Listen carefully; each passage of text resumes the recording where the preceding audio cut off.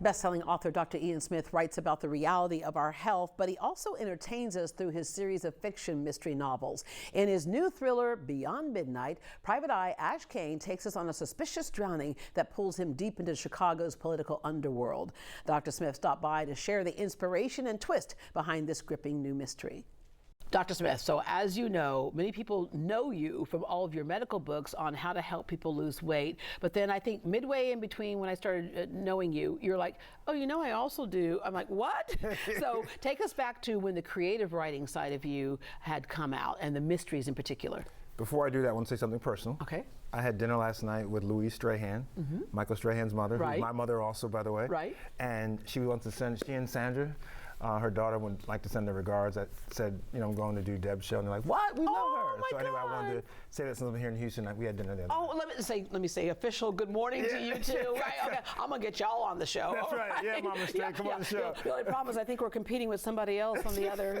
Channel at the same time. No, come on. No, come on. She's actually been on before. In fact, you had her on with us before, and she goes, I know. I told everybody I know my son's on that other channel at the same time, but you're gonna watch me, right? So it was awesome. That's right. All right. So anyway, so listen, I have always wanted to write fiction, particularly detective series and mysteries and thrillers. I read them as a child and a teenager, and it was always a hidden passion of mine. And it wasn't until I became very successful with the health books that I could turn to my publisher and say, I know that you love the health books, so they do very well. By the way, but I also am a fiction writer, and that really started me writing it and doing the Ashe Cayne series, which is a detective series that's solely based in Chicago. Yeah, all right, so Ashe Cayne. So I always love, and I don't dismiss what all it takes to get so much done before you ever start writing, right? Like defining a character. Yeah. So Ashe Cayne, the names are always so important because we all are in love with those people. I'm like, I want to know Ashe Cayne. That's right. Where did Ashe Cayne come from? So I always wanted to write a character I'd never seen in books or on a screen before. And I wanted a guy who was kind of a modern version of the old PI, private investigator. So I wanted a guy who was a little on the younger side, but who also was he's smart, he's strong, he's fearless, he's handsome. He's also very intellectually flexible, meaning he'll quote Shakespeare 1 second and Kendrick Lamar and Biggie Smalls the next. Okay, so basically what you say is we're in love with him. Yes. And he's a golf addict. He collects vintage cars. But the beauty of Ashe Cayne is this. He is always authentically himself. Whether he is in the affluent north side of Chicago or the gritty south and west sides, you always know Ashe Cayne is going to be who he is. He doesn't care who his audience is, and he always fights for justice, and he wants to solve the cases. All right, so I've known you for years. How much of Ashe Cayne is also Dr. Ian K. Smith? Well, I would like to say that I've given Ashe Cayne all these great qualities that I don't have, and if I were to die and come back one day, I would want to be Ashe Cayne because guys love him. Yeah. Women love him. He's that kind of guy. You know, you want to hang out with him, you want to talk to him, eat with him. And I think also, particularly in Beyond Midnight, which is the 5th installment of the Ashe Cayne series, I think that in Beyond Midnight, you really get more of a feeling of Ashe, not just as a PI, but personal, because he has struggles. He struggles with his dad. He has an estranged relationship with his dad because his dad wanted him to be something else. His mother has died of cancer, and his fiancee several years ago left him at the altar. She got cold feet.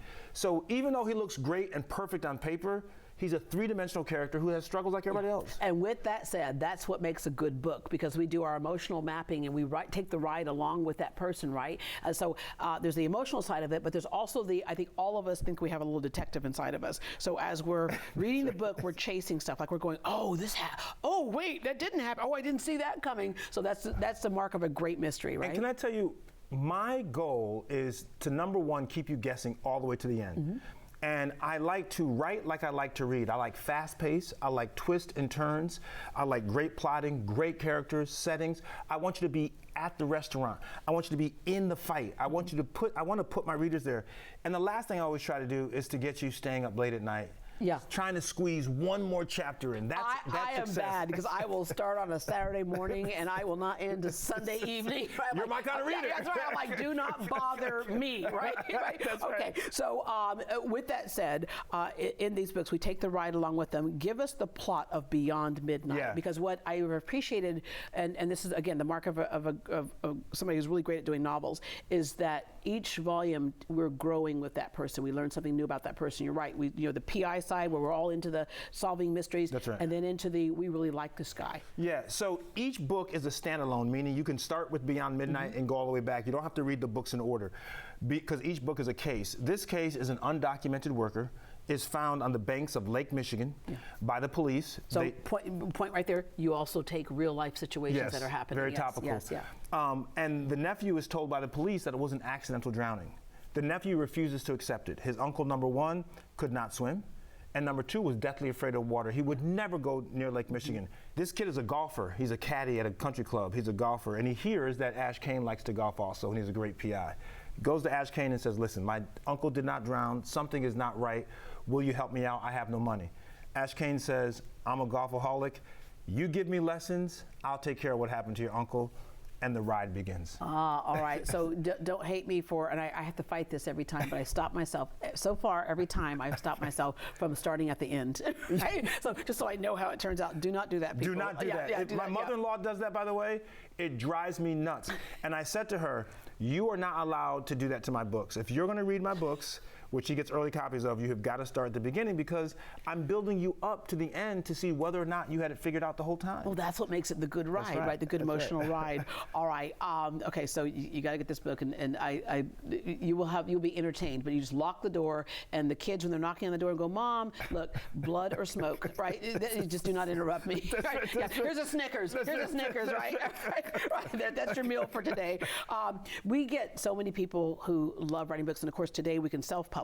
Yes. And I have people stop me. Probably every fifth question I get is, how do I start to write a book? Yes. I have a book. Everybody, as they say, has a book in them.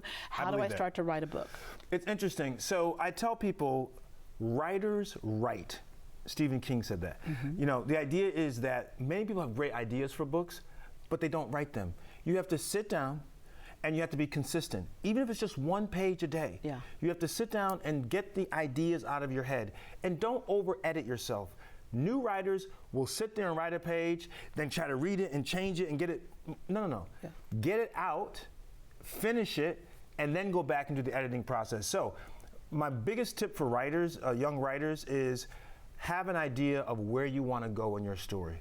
Never sit down to a blank screen and say, I'm just going to start rambling. No, have an idea. You don't have to have it fully mapped out, but have an idea where you want to go.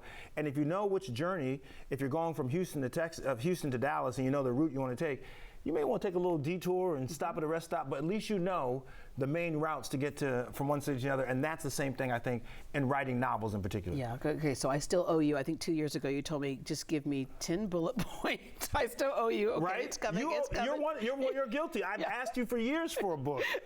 Okay, I'll do it. And of course, the other thing that's changed today, as everything changes in industries, is social media. It helps to promote Book Talk. You've had raving reviews there, and Bookstagram as well. Yeah, you know, it's interesting. I'm an older writer now, but lucky for the new writers, there are different platforms now. The difficulty when I first started was if you were not with an agent, a literary agent, hard to get, by the way, and you were not with a major publisher, very hard to get. Yeah. And you haven't already had books that turn into movies. Right. Then you couldn't publish. Yeah. Now with all the self-publishing tools that are available on Amazon and other platforms, Barnes & Noble, and also now with the social media, you can promote. I love independent authors who are able now to write the book they want to write and promote it where they want to promote it. I think that's wonderful for the industry, and it allows the world to have more stories. Not just people like myself, who was a traditionally published author with an agent, all that fancy stuff. Now you get voices that otherwise cannot be heard, and I love the equality of that. Yeah, and I always tell people, I go, look, when you write your book, don't write it from what's going to happen at the end. Because I think a lot of times what we do is we look at people who are successful, we want to start there. That's not where the start happens, right? No. So it's like, just do what you love, and then let the rest unfold. That's right. You got to grind a little bit. Yeah. You know, Stray and I always talk about being on the grind. You know, people see the finished product. They see me, they see someone who's successful, and they want to be that right away. Yeah. What they have not seen and they've not appreciated is there was a grind to get there. Don't be afraid of it. Embrace the process. Yeah, not where you are, but how you got there. That's right. All right, Dr. Smith, thank you so much. I can't wait to wrap my hands around this one right here. Okay, so I'm literally gonna put it in my calendar as this is the moment where don't call me, don't try to show up at my house, don't wait until I'm done. I'll let you know. And I want to know what page you figured it out, if you figured it out. Okay, all right, yeah. When I raise the white flag outside of my room is when y'all can come in. That's right. Thank you very much. Thank you, as always. Dr. Smith's book is available wherever books are sold.